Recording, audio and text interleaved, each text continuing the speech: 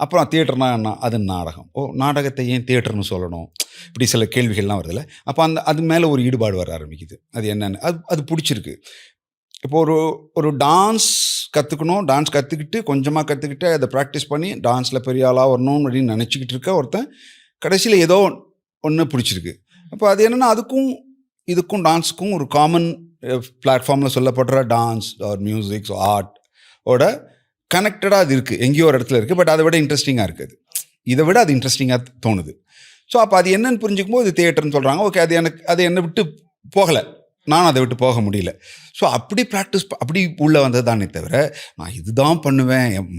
பிறவி ஜென்மம் அப்படிலாம் நான் யோசிக்கல. அது வந்தது. ஓகே. அது எனக்கு பிடிச்சிருந்தது.